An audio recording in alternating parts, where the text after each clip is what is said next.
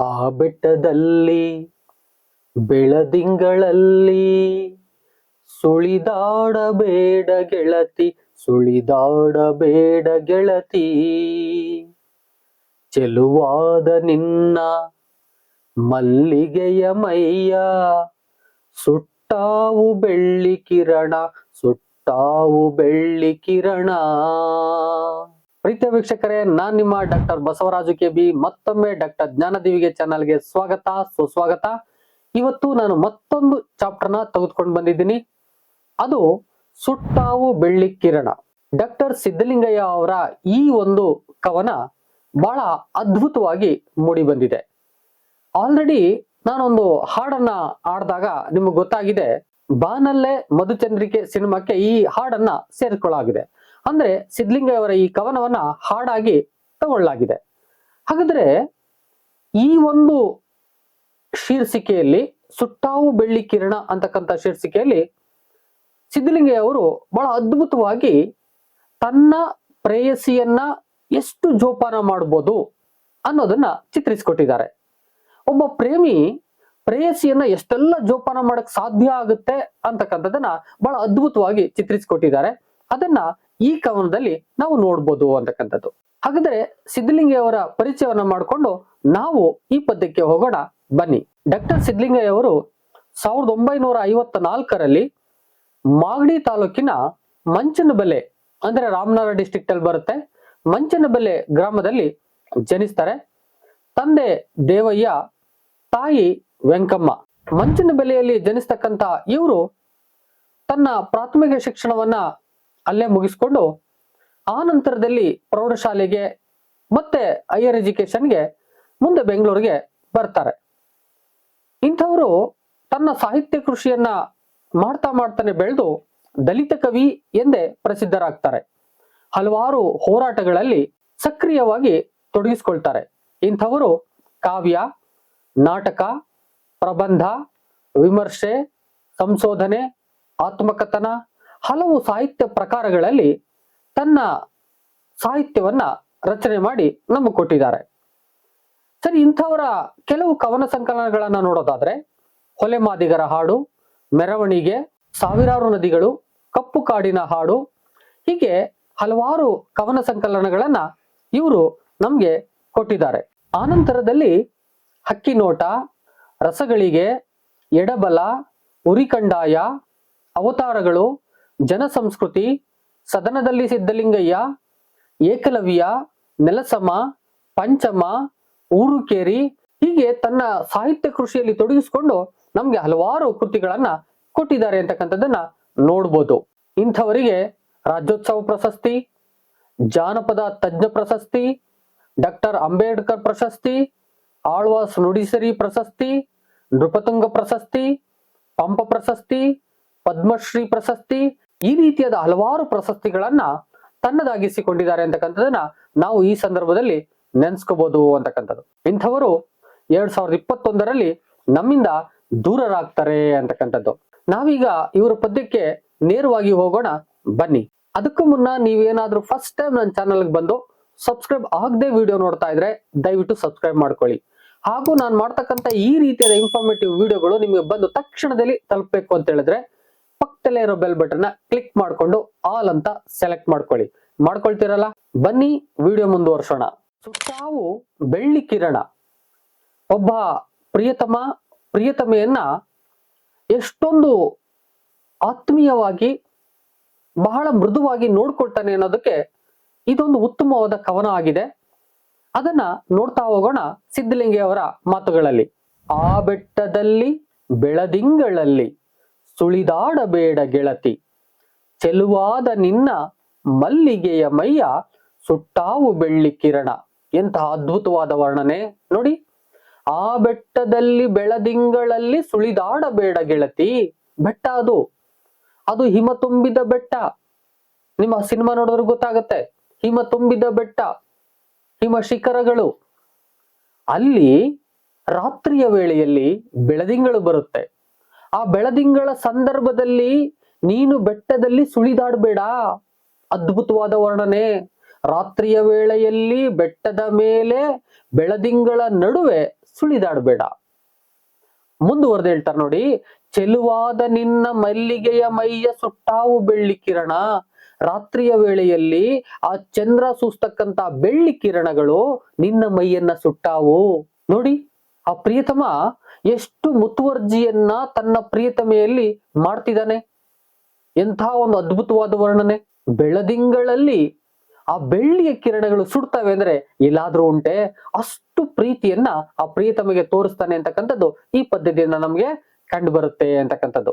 ಮುಂದುವರೆದು, ಇಳಿಜಾರಿನಲ್ಲಿ ಆ ಕಣಿವೆಯಲ್ಲಿ ನೀ ಇಳಿಯಬೇಡ ಗೆಳತಿ, ತತ್ತರಿಸುವಂತೆ ಕಾಲಲ್ಲಿ ಕಮಲ, ಮುತ್ತುವವು ಮೊಲದ ಹಿಂಡು, ಮುತ್ತುವವು ಮೊಲದ ಹಿಂಡು. ನೋಡಿ, ಎಷ್ಟು ಅದ್ಭುತವಾದ ವರ್ಣನೆ. ಇಳಿಜಾರಿನಲ್ಲಿ ಆ ಕಣಿವೆಯಲ್ಲಿ ನೀ ಇಳಿಯಬೇಡ ಗೆಳತಿ. ಹಿಮ ಶಿಖರಗಳ ನಾಡು ಅಂದ್ರೆ ಇಳಿಜಾರು ಕಂದಕಗಳಿದ್ದೇ ಇರ್ತವೆ. ಹಿಮಾಲಯವನ್ನ ನೀವು ನೋಡೋರು ಗೊತ್ತಿರುತ್ತೆ. ಅಂತಹ ಬೆಟ್ಟಗಳಲ್ಲಿ ನೀನು ಇಳಿಜಾರಿರುತ್ತೆ, ಇಳಿಯಬೇಡ ಗೆಳತಿ. ನೀನು ಹಾಗೆ ಇಳಿಯುವ ಸಂದರ್ಭದಲ್ಲಿ ಮೊಲದ ಹಿಂಡುಗಳು ನಿನ್ನ ಕಾಲನ್ನ ಮುತ್ತಬಹುದು. ಕಮಲದ ಹಾಗೆ ಮುತ್ತಬಹುದು. ಮೊಲದ ಹಿಂಡು ಮೃದುವಾಗಿರ್ತವೆ. ಮೊಲ ಅಂದ್ರೆ ಅತ್ಯಂತ ಮೃದು. ಆ ಮೊಲದ ಹಿಂಡುಗಳು ನಿನ್ನ ಕಾಲನ್ನ ಮುತ್ತಬಹುದು, ನಿನಗೆ ತತ್ತರಿಸುವಂತಾಗಬಹುದು. ಇಳಿಬೇಡ, ಅಲ್ಲಿ ಹೋಗ್ಬೇಡ ಅಂತಕ್ಕಂತ ಒಂದು ಜವಾಬ್ದಾರಿಯನ್ನ ಈ ಪ್ರಿಯತಮ ಆ ಪ್ರಿಯತಮೆಗೆ ಹೇಳ್ತಿದ್ದಾನೆ ಅಂತಕ್ಕಂಥದ್ದನ್ನ ನಾವಿಲ್ಲಿ ಕಾಣ್ಬೋದು. ಮುಂದುವರೆದು, ಆ ಊರ ಬನಕ್ಕೆ ಒಬ್ಬಳೇ ನೀನು ಒಂಟಿ ಹೂ. ಅಂದ್ರೆ ಆ ಊರಲ್ಲಿ ಒಂದು ಬನ ಇದೆ. ಆ ಬನದಲ್ಲಿ ನೀನು ಒಬ್ಬಳೇ ಒಂಟಿ ಹೂ. ಆ ಹೂವಲ್ಲಿ ತುಂಬು ಮಕರಂದ, ಅರಳಿ ನಿಂತಂತ ಹೂವಿನಲ್ಲಿ ತುಂಬು ಮಕರಂದ. ಆ ಮಕರಂದವನ್ನ ನೀನು ಸೂಸುವಾಗ ದುಂಬಿಗಳು ದಾಳಿ ಇಡ್ತವೆ. ಆ ದಿಸೆಯಿಂದಾಗಿ ನೀನು ಆ ಬನದಲ್ಲಿ ಒಂಟಿಯಾಗಿ ಅರಳಿ ನಿಲ್ಬೇಡ, ನಿನಗೆ ತೊಂದರೆ ಆಗುತ್ತೆ, ಅಲ್ಲಿ ಹೋಗ್ಬೇಡ, ಆ ಬನದಲ್ಲಿ ನೀನು ಇರ್ಬೇಡ ಅಂತಕ್ಕಂಥ ಅತ್ಯಂತ ಪ್ರೀತಿಯನ್ನ ಈ ಪ್ರಿಯತಮ ತೋರಿಸ್ತಾ ಇದ್ದಾನೆ ತನ್ನ ಪ್ರಿಯತಮೆಗೆ. ಅವಳನ್ನ ಒಟ್ಟಿಯಾಗಿ ಎಲ್ಲೂ ಬಿಟ್ಟಿರ್ಲಿಕ್ಕೆ ಸಾಧ್ಯನೇ ಇಲ್ಲ ಅನ್ನೋ ಹಾಗೆ ನೋಡ್ಕೊಳ್ತಿದ್ದಾನೆ ಅಂತಕ್ಕಂಥದ್ದು. ನನ್ನೆದೆಯ ತೋಟದಲ್ಲಿ ಅಂದು ನೀನು ನೆಟ್ಟಂತ ಪ್ರೀತಿ ಬಳ್ಳಿ, ಫಲ ಕೊಟ್ಟಿತೇನೆ ಹೂ ಬಿಟ್ಟಿತೇನೆ ಉಲ್ಲಾಸವನ್ನು ಚೆಲ್ಲಿ. ನೋಡ್ರಿ, ಮುಂದುವರೆದು ಹೇಳ್ತಾ ಇದ್ದಾರೆ, ನನ್ನೆದೆಯ ತೋಟದಲ್ಲಿ ನೀನು ಅಂದು ಒಂದು ಬಳ್ಳಿಯನ್ನ ನೆಟ್ಟೆ. ಈಗ ಅದು ಬೆಳೆದಿದೆ, ಎಲ್ಲೋ ಒಂದು ಕಡೆ ಅದು ಹೂ ಬಿಟ್ಟಿದೆ. ಬಿಡೋದಿಲ್ವಾ? ಬಿಡೋದಕ್ ಸಾಧ್ಯ ಇದೆ ಅಲ್ವಾ? ಹೂ ಬಿಟ್ಟ ನಂತರದಲ್ಲಿ ಫಲ ಕೊಡೋದಕ್ ಸಾಧ್ಯ ಇದೆ ಅಲ್ವಾ? ಖಂಡಿತ ಸಾಧ್ಯ ಇದೆ, ಫಲ ಕೊಡುತ್ತದೆ. ಅದಕ್ಕೆ ನಮ್ಮಿಬ್ಬರ ಪ್ರೀತಿ ಬಹಳ ಮುಖ್ಯ ಆಗ್ತದೆ. ನಾನು ಹೊರ ಹಾಕಿದಂತ ಪ್ರೀತಿಯನ್ನ ನೀನು ಮತ್ತೆ ನನಗೆ ವ್ಯಕ್ತಪಡಿಸಿ ಆ ಪ್ರೀತಿಯನ್ನ ಬೆಳೆಸಬೇಕು ನೀನು, ಆಗ ಮಾತ್ರ ಫಲ ಸಿಗುತ್ತದೆ. ಆ ದಿಸೆಯಿಂದಾಗಿ ನೀನು ನನ್ನ ಪ್ರೀತಿಯನ್ನ ಒಪ್ಕೋಬೇಕಲ್ಲ, ಈ ಪ್ರೀತಿಯನ್ನ ಬೆಳೆಸ್ಬೇಕಲ್ಲ ಅಂತಕ್ಕಂಥ ಭಾವ ಇಲ್ಲಿ ತುಂಬಿಕೊಂಡಿದೆ ಅಂತಕ್ಕಂಥದ್ದನ್ನ ನಾವು ನೋಡ್ಬೋದು. ನಿನ್ ಅಂತರಂಗದಲ್ಲಿ ಒಂದು ನೋವು ನಾನಾಗಿ ನಿಂತು ಬಿಟ್ಟೆ, ನೀನೊಪ್ಪಿಕೊಂಡ ಚಂದಿರನ ಕಣ್ಣ ಬೆಳಕಾಗಿ ಕೂಡಿಕೊಂಡೆ. ಮುಂದುವರೆದು ಹೇಳ್ತಾರೆ, ನಿನ್ನ ಅಂತರಂಗದಲ್ಲಿ ಒಂದು ನೋವು ನಾನಾಗಿ ನಿಂತು ಬಿಟ್ಟೆ. ನಿನಗೆಲ್ಲೋ ಒಂದ್ ಕಡೆ ನಿನ್ನ ಅಂತರಂಗದಲ್ಲಿ ನಾನು ನೋವಾಗ್ಬೋದು, ನಾನು ನಿನಗೆ ತೊಂದರೆ ಅನಿಸ್ಬೋದು, ನಿನಗೆ ತೊಂದರೆ ಕೊಟ್ಟಿರ್ಬೋದು. ಆ ದಿಸೆಯಿಂದಾಗಿ ನೀನು ಒಪ್ಪಿಕೊಂಡ ಚಂದಿರನ ಕಣ್ಣ ಬೆಳಕಾಗಿ ಕೂಡಿಕೊಂಡೆ. ನೀನು ಆ ಚಂದಿರನನ್ನ ಒಪ್ಪಿಕೊಂಡಲ್ಲ ಅಂದ್ರೆ ಪ್ರಿಯತಮನನ್ನ ಒಪ್ಪಿಕೊಂಡಲ್ಲ, ಆ ಒಂದು ಚಂದಿರನ ಕಣ್ಣು ನಾನೇ ಆಗಿರ್ತೇನೆ. ಯಾವತ್ತು ನಿನ್ನನ್ನು ಕಾಯ್ತಿರ್ತೇನೆ, ಅಷ್ಟು ತಂಪಾಗಿ ಕಾಯ್ತಿರ್ತೇನೆ. ಇಲ್ಲಿ ಸೂರ್ಯನ ಕಣ್ಣಲ್ಲ, ಚಂದಿರನ ಕಣ್ಣು. ಅಷ್ಟು ತಂಪು, ಅಷ್ಟು ತಂಪಾಗಿ ಪ್ರಿಯತಮೆಯನ್ನ ನೋಡ್ಕೊಳ್ತೀನಿ ಅಂತಕ್ಕಂಥದ್ದು. ಆ ದಿಸೆಯಿಂದಾಗಿ ಆ ಒಂದು ಕಣ್ಣಾಗಿ ನಾನು ನಿನ್ನನ್ನ ಕೂಡ್ಕೊಂಡಿದ್ದೀನಿ. ಅಷ್ಟು ಮುತುವರ್ಜಿಯಿಂದ ನಿನ್ನನ್ನ ನೋಡ್ಕೊಳ್ತೀನಿ, ಕಣ್ರೆಪ್ಪೆ ಒಳಗೆ ಇಟ್ಟು ನಿನ್ನನ್ನ ಕಾಪಾಡ್ಕೊಳ್ತೀನಿ ಅಂತಕ್ಕಂಥ ಭಾವ ಇಲ್ಲಿದೆ ಅಂತಕ್ಕಂಥದ್ದು.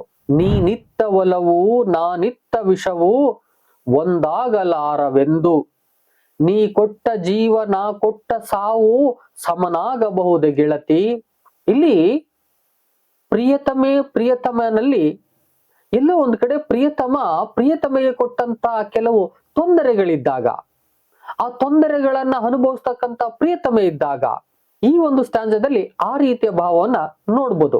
ಏನ್ ಹೇಳ್ತಾರೆ ನೋಡಿ, ನೀನಿತ್ತ ಒಲವು ನಾನಿತ್ತ ವಿಷವು. ನೀನು ಪ್ರೀತಿಯನ್ನ ಕೊಟ್ಟೆ, ನಾನು ವಿಷವನ್ನ ನೀನು ಉಣಿಸಿದೆ. ಎಲ್ಲೋ ನಾನು ನಿನಗೆ ತೊಂದರೆಯನ್ನ ಕೊಟ್ಟೆ, ಇದು ನಿನಗೆ ಕಷ್ಟ ಆಗ್ಬೋದು. ಎಲ್ಲೋ ಒಂದು ಕಡೆ ನೀನು ಇದನ್ನ ಮತ್ತೆ ನನ್ನಲ್ಲಿ ಪ್ರೀತಿ ತೋರಿಸ್ತಂತೆ ಆಗಬಹುದು, ನಿನ್ನಲ್ಲಿ ಪ್ರೀತಿ ಮತ್ತೆ ಹುಡ್ತಂತೆ, ನನ್ನನ್ನು ಆತ್ಮೀಯವಾಗಿ ನೋಡ್ದಂತೆ ಸಾಧ್ಯ ಆಗ್ಬಹುದು. ಆ ದಿಸೆಯಿಂದಾಗಿ ಒಂದಾಗಲಾರವು ಎಂದು ನಾನು ತೊಂದರೆ ಕೊಟ್ಬಿಟ್ನಲ್ಲ, ನೀನು ಪ್ರೀತಿ ತೋರಿಸ್ತಲ್ಲ, ಅವೆರಡು ಒಂದಾಗಲ್ಲ ಅಲ್ವಾ, ಸಾಧ್ಯ ಇಲ್ಲ ಅಲ್ವಾ ಅಂತಕ್ಕಂಥ ಭಾವ ಇಲ್ಲಿದೆ. ನೀ ಕೊಟ್ಟ ಜೀವನ ಕೊಟ್ಟ ಸಾವು ಸಮನ ಆಗಬಹುದು ಗೆಳತಿ. ನೀನು ಜೀವವನ್ನೇ ಕೊಟ್ಟೆ, ನಾನು ನಿನಗೆ ಸಾವನ್ನೇ ಕೊಟ್ಟೆ, ತೊಂದರೆಯನ್ನ ಕೊಟ್ಟೆ. ಇದು ಸಮ ಆಗ್ತದೆಯಾ? ಸಾಧ್ಯವಿಲ್ಲ ಅಲ್ಲ. ಜೀವ ಸಾವು ಸಮ ಆಗೋದಿಲ್ವಲ್ಲ. ಆ ದಿಸೆಯಿಂದಾಗಿ ಎಲ್ಲೋ ಒಂದ್ ಕಡೆ ನಾ ಕೊಟ್ಟ ಎಲ್ಲ ತೊಂದರೆಗಳನ್ನ ನೀನು ಸಹಿಸಿಕೊಂಡೆ. ಎಂಥ ಪ್ರೀತಿ ನಿನ್ನದು, ನಾನೀಗ ನಿನ್ನನ್ನು ಎಷ್ಟು ಚೆನ್ನಾಗಿ ನೋಡ್ಕೋಬೇಕು ಅಂತಕ್ಕಂಥ ಒಂದು ಭಾವ ಇಲ್ಲಿದೆ ಅಂತಕ್ಕಂಥದ್ದು. ಕೊನೆಯ ಸ್ಟ್ಯಾನ್ಜವಾಗಿ, ಕಂಡಂತ ಕನಸು ಫಲಿಸುತ್ತೆ ಗೆಳತಿ, ಕನಸಿತ್ತು ಕಡಲಿನಲ್ಲಿ, ತೆಂಗು ತಾರೆಗಳ ಸಂಗಮವು ಮುಗಿದು ಮನಸ್ಸಿತ್ತು ಮುಗಿಲಿನಲ್ಲಿ. ಕೊನೆಯದಾಗಿ ಪ್ರಿಯತಮ ವ್ಯಕ್ತಪಡಿಸ್ತಿದ್ದಾನೆ, ನಾನ್ ತೊಂದರೆ ಕೊಟ್ಟಿದ್ದೆ ನಿಮ್ಗೆ, ನೀವು ಪ್ರೀತಿ ತೋರಿಸಿದ್ರಿ, ಇದಕ್ಕೆ ಸಮ ಇಲ್ಲ. ಆದ್ರೆ ಕಂಡಂತ ಕನಸು ಫಲಿಸುತ್ತೆ ಗೆಳತಿ.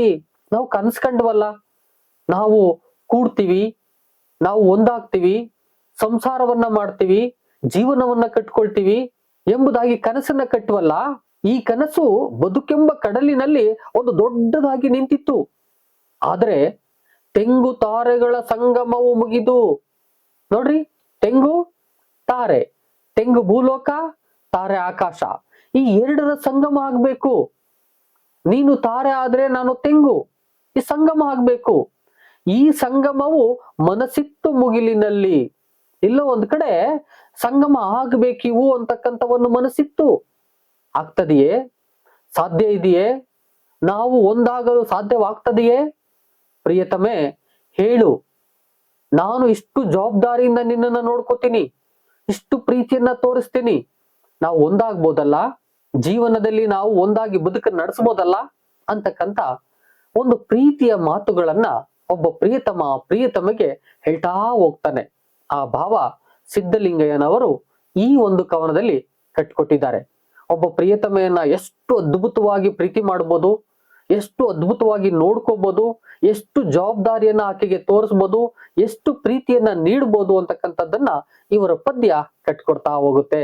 ಇದನ್ನ ನಾವು ಈ ಪದ್ಯದಲ್ಲಿ ಇಂದು ನೋಡಿದ್ದೇವೆ ಅಂತಕ್ಕಂಥದ್ದು. ಪ್ರೀತ ವೀಕ್ಷಕರೇ, ಇವತ್ತಿನ ಈ ಪದ್ಯದ ಸಾರ ಇದಾಗಿತ್ತು. ನಿಮ್ಗೆ ಅರ್ಥ ಆಗಿದೆ ಅಂತ ಅನ್ಕೋತೀನಿ. ಅರ್ಥ ಆಗಿದ್ರೆ ಒಂದು ಲೈಕ್ ಮಾಡೋದನ್ನ ಮರಿಬೇಡಿ. ಜೊತೆಗೆ ಏನು ಅನ್ನಿಸ್ತು ಕಾಮೆಂಟ್ ಮಾಡೋದನ್ನ ಮರಿಬೇಡಿ. ಯಾವ ಚಾಪ್ಟರ್ ಬೇಕು ಅದನ್ನು ಕಾಮೆಂಟ್ ಮಾಡಿ ತಿಳಿಸಿ. ಜೊತೆಗೆ ಈ ವಿಡಿಯೋ ಎಷ್ಟೋ ವಿದ್ಯಾರ್ಥಿಗಳಿಗೆ ಬೇಕಾಗುತ್ತೆ, ದಯಮಾಡಿ ಶೇರ್ ಮಾಡಿ. ಮತ್ತೊಂದು ವಿಡಿಯೋ ಜೊತೆ ನಿಮ್ಮೊಟ್ಟಿಗೆ ಬರ್ತೀನಿ.